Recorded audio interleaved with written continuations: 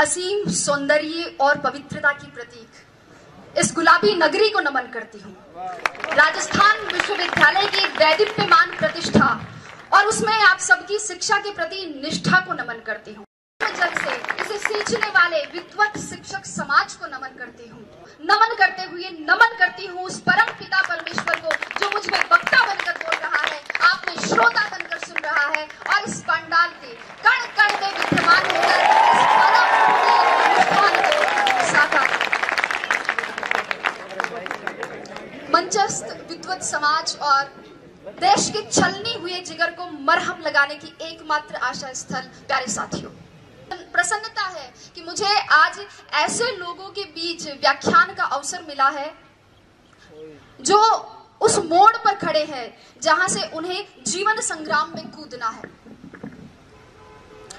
अभी आपके सामने बहुत सारी चुनौतियां और संघर्ष है। ऐसा नहीं है कि आरएस बनने के बाद मेरे संघर्ष और चुनौतियां खत्म हो गए हैं, बल्कि वो तो अभी शुरू हुए हैं, लेकिन उनसे लोहा लिए बिना हम आगे नहीं बढ़ सकते हैं।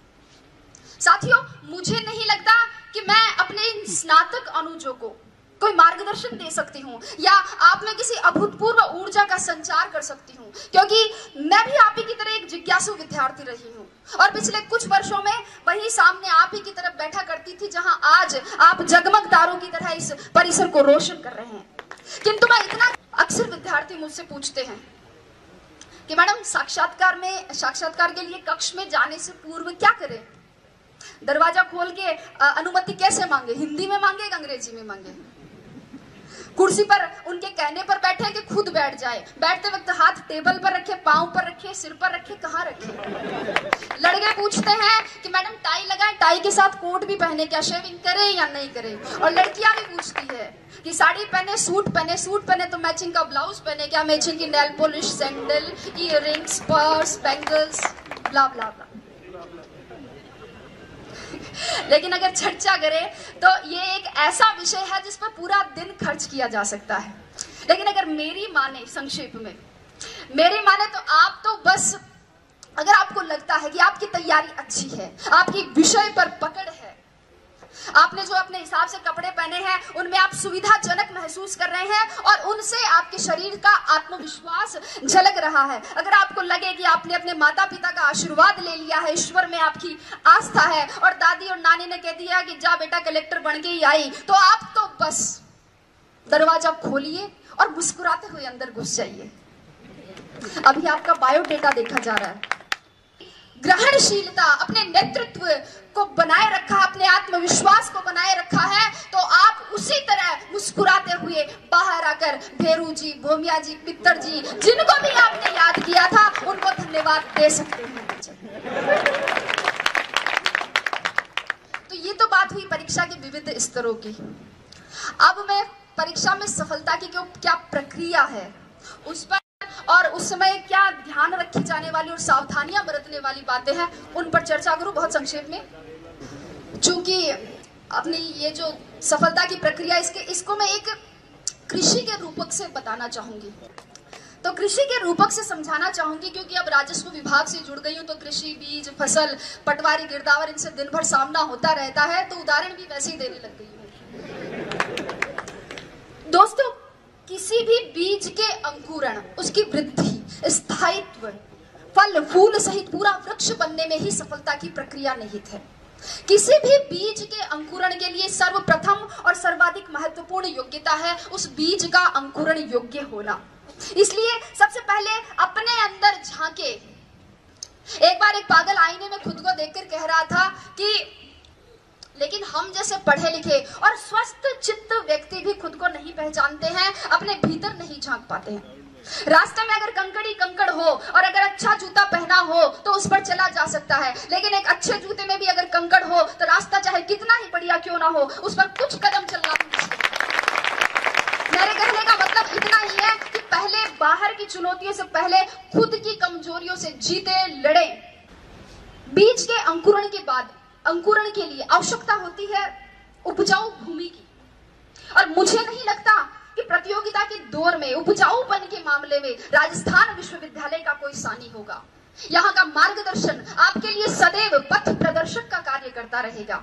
आपको अपनी तैयारी के लिए, लक्ष्य प्राप्ति के लिए जहां कहीं भी, किसी भी कोचिंग संस्थान, महाविद्यालय अथवा व्यक्तिगत मार्गदर्शन के लिए कहीं भी अपने आप को समर्पित करें, तो उस भूमि का उपजाऊपन जांच ले, क्योंकि कई बार योग्य बीज भी उपजाऊ भूमि के अभाव में अंकुरित नहीं हो पाते हैं। विद्यार्थी के लिए उत्प्रेरक का काम करते हैं, उसकी कक्षा, उसकी पुस्तकें, उसके मित्र, उसका जो पढ़ाई का आसपास का माहौल है, वो उसके गुरुजन जो उसे एकाग्रता और ज्ञान संचय की विधि प्रदान करते हैं। एकाग्रता पर थोड़ा सा सर मैं अपना उदाहरण देना चाहूंगी कि मेरे घर के इस तरफ मंदिर है और इस तरफ मस्जिद। सुबह उठते ही इधर से घास खाए गैया, दूध पिए ग्वाल, छोटो सो मेरो मदन गोपाल शुरू हो जाता था। तो उधर ला इलाहा इल्लल्लाह मुहम्मदुर रसूलुल्लाह के साथ शाम ढलती थी। बारात भी उधर से ही जाती थी, सतराम के जयकारे भी।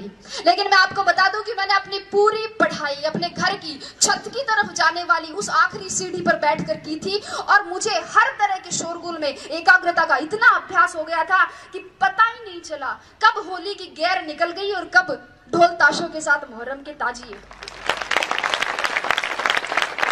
पढ़ते वक्त मोबाइल बंद रखे। अगर व्हाट्सएप, मैसेंजर और फेसबुक नहीं चलेगा तो एकाग्रता में वृद्धि होगी, लेखन शैली में सुधार होगा और टॉप 50 में आने की संभावनाएं भी बढ़ सकती हैं। मेरी बात करें तो मैं बताऊं, मैंने मोबाइल ही नहीं रखा था। यहाँ बैठे मेरे साथी इस बात के गवाह है कि मैंने एंड्रॉइड मोबाइल OTS में आके खरीदा था, और अब व्हाट्सएप पर जुड़ने वाली मैं अपने बैच की आखिरी मेंबर थी। कीटनाशकों की बात करती हूँ इसके बाद। जिस प्रकार पौधे की जड़ों के दीमक और पत्तों के कीड़ा लग जाता है, उसी प्रकार एक विद्यार्थी के भी धैर्य के लालच का, मेहनत के आलस्य का, सादगी के विलासिता का और पढ़ाई के भटकाव का घुन लग ही जाता है। और ऐसे में अनुशासन ही वह कीटनाशक का कार्य करता है। मित्रों, अनुशासन ही वह औषधि है जो किसी भी लक्ष्य की प्राप्ति के लिए किए गए साधना के तपोबल के ओज को परिवर्तित कर देता है। इसलिए अपने आप को अनुशासित बनाए, व्यवस्थित बनाए, अपना खाना पीना, जागना, सोना, ये सब संयत बनाए। और इसके लिए गीता का एक श्लोक मेरी प्रेरणा रहा है कि युक्ताहार विहार से युक्त सर्वस्य चेष्टसु युक्त स्वप्नाम बोध से योगो भवति दुःखः। अर्थात अपना सोना, जागना, आहार, विहार और अपनी चेष्टाएं ये संयत हो, उचित हो। और अगर आप इस अनुशासन को, इस औचित्य को बनाए रखते हैं तो आपके लक्ष्य की पवित्रता को सुरक्षा मिलती रहेगी। विद्यार्थी के जीवन में भी 2 प्रकार के उत्प्रेरक होते हैं। 2008 की परीक्षा में अंतिम रूप से चयनित नहीं होने पर मुझे किसी ने कहा कि तू तो केवी की नौकरी से संतोष कर ले, ये RS बनना तेरे बस की बात नहीं है। तो एक दूसरे मित्र ने कहा कि गिर को कर रे कंथड़ा, हिरण कशो घी खाए, आंख चरे और पून भगे, घोड़ा स्यू आगो जाए। कि हिम्मत कर, हुंकार भर, हिरण कौन सा घी खाता है लेकिन घोड़ों से आगे जाता है। एक था उत्प्रेरक और दूसरा था दुष्प्रेरण। दुष्प्रेरण न स्वयं करे न दूसरों के दुष्प्रेरण का शिकार हो, अपने मुकाम, अपने उसूल खुद तय करे और हर बार लोगों की अपेक्षाओं पर खरा उतरने की